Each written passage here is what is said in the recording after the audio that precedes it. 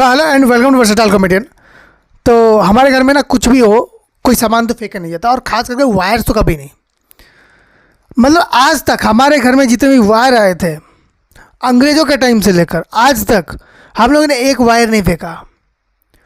हमने वो सामान हो सकता है फेंक दिया हो, जो कि वो भी इम्पॉसिबल वाली बात है, लेकिन फिर भी वायर नहीं फेंकते भाई। एक दिन एक मिक्सर ग्राइंडर था, वो ख़राब हो गया, तो पापा ने बोला कि इसको एक्सचेंज करा सकते हैं, हम लोग बात कर लिया है और इसको जाके मिक्सर करने दे देते हैं। हमने उसका वायर काट के रख लिया। मैंने बोला मम्मी इसको क्यों कहते हैं, इसका प्लग काम में आएगा, मजबूत प्लग है। हमारे घर में छोटा वायर मिल जाएगा। एक बार इलेक्ट्रिक वाले आए थे लाइन बांधने के लिए, मोटी तार नहीं होती, वो कह रहे थे। मैंने बोला कि भाई साहब कितने टाइम में हो जाएगा, हमारे घर में तो इलेक्ट्रिक नहीं आ रही है। कहते भाई साहब थोड़ा वायर लाना पड़ेगा। मैंने कहा वायर नहीं है आपके पास? नहीं। तो मैं उनको लेके आया, मैंने कहा यहाँ से देख लो। कहते हैं इतने वायर में ना हम पूरे शहर का लाइन बांध सकते हैं, पूरे शहर का। उन्होंने वहाँ से अपनी वाली जो वायर नहीं होती इलेक्ट्रिक वाली, उसको लेके गए, वो बांधा उन्होंने, फिर बिजली आ गई 15 मिनट के अंदर।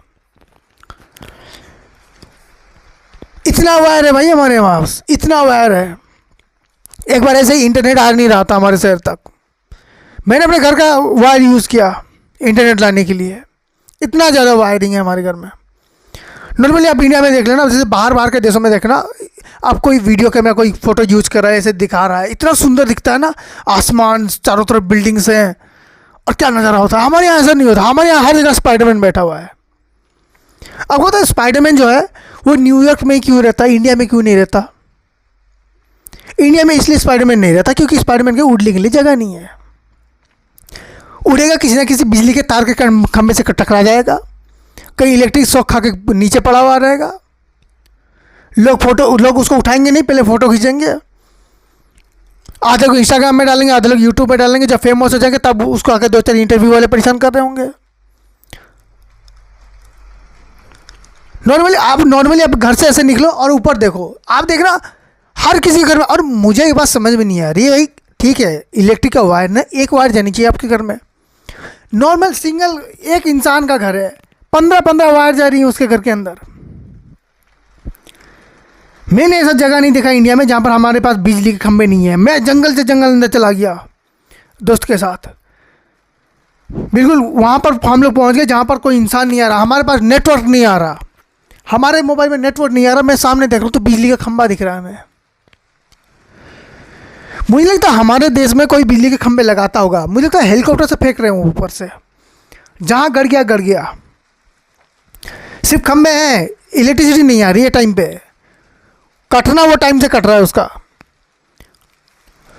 कई बार ऐसा होता है ना कि मुझे बाद में पता चला कि वायरिंग भी अलग अलग होती है, जिसे इलेक्ट्रिकल वायर अलग होते हैं, बाकी सारे वायर्स अलग होते हैं। मुझे पहले लगता है सब बराबर हैं। मैं एक बार गलती से उस वायर के अंदर घुस गया था, पता कितनी मुश्किल से निकला हूँ। उसके बाद में पेड़ चढ़ना आ गया। बता वायरिंग को ऐसे ऐसे पकड़ के उठाऊँ मैं वहाँ से। मैं उसके बाद मोगली का ऑडिशन देने भी गया। मुझे लगा कि मैंने इतनी प्रैक्टिस हो गई है, अब तो ये भी हो जाएगा काम से। अब इतनी प्रैक्टिस हो गई है ना वायरिंग को देख देख के कि भाई ये वायर यहाँ का होगा, ये वायर वहाँ का होगा। दुनिया में सबसे अच्छे इलेक्ट्रिशियन कहाँ के होते हैं? इंडिया के होते हैं। नहीं, आप लोग को लग रहा होगा कि बाहर के इलेक्ट्रिशियन अच्छे होते हैं क्योंकि वो प्रॉपर काम करते हैं, वायरिंग उनकी पता चल रही होती है। यही तो बात है, उनका काम ऐसा होता है ना कि कोई घर का भी आदमी है ना, उसको पता है यहाँ की वायरिंग यहाँ ये, यहाँ की यहाँ ये, वो पता लगा ले रहा है।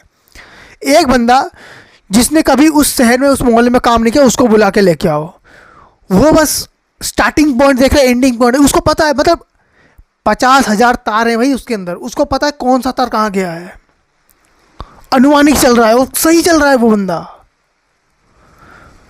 हमारे जैसा होता है ना कि यार ये जो चीज़ है ना, इसको रिप्लेस कर देते हैं इस वायर को। हमारे यहाँ वैसे रिप्लेसमेंट नहीं होता, हम लोग सिर्फ उस टुकड़े को रिप्लेसमेंट करते हैं।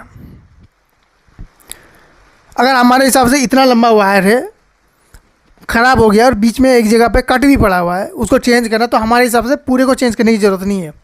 जहाँ कट पड़ा है वहाँ ब्लैक टेप मारो, और जहाँ जल गया है सिर्फ उस पार्ट को काट के नया वाला पार्ट लगाओ। हमारा वायर कम और रिजिड का मम्मी ज़्यादा लग रहा होता है घर पे। मतलब किसी नॉर्मल घर में ना अगर चले जाओ, आपको ऐसा दिखेगा ही नहीं कि मतलब नॉर्मल वायर है, बिल्कुल लिपटा हुआ है ब्लैक टेप से। और बरसात में जगह जगह पे शौक खा रहे हैं हम लोग, दीवार पे सट गए वहाँ पर शौक खा रहे हैं, पीछे देख रहे हैं वायर है ही नहीं, शौक फिर भी खा रहे हैं हम लोग। रास्ते में चलते हुए आधे रास्ते में शौक खा रहे हैं। दीवार में ऐसे बारिश में होता नहीं, पूरा कपड़ा दीवार भीग जाता है, एक जगह पर कहीं पर थोड़ा सा बस पानी लगना चाहिए, थोड़ा सा पानी लगना चाहिए उस वायर में, पूरा घर करंट करंट हो जाता है भाई। और अब तो इतनी आदत हो गई है ना कि मुझे करंट चेक करने के लिए टेस्टर का यूज़ करना पड़ता है, हाथ में पकड़ता पता ही नहीं चलता। लोगों के घर में नॉर्मल वोल्टेज होता है ना, वो मतलब जो नॉर्मल वोल्टेज हो जिसमें लोगों को करंट लगता है, मिडिल क्लास के घर में उतना करंट तो यूज में नहीं आता भाई। हम लोग मतलब लोग सोचते हैं कि इतना करंट यूज कहाँ होता है, लोग खुद कंज्यूम कर रहे हैं उस करंट को, उनका घर कंज्यूम कर रहा है, बल्ब कम कर रहे हैं भाई। So thank you so much for watching this video. If you like then please like, share, subscribe and enjoy.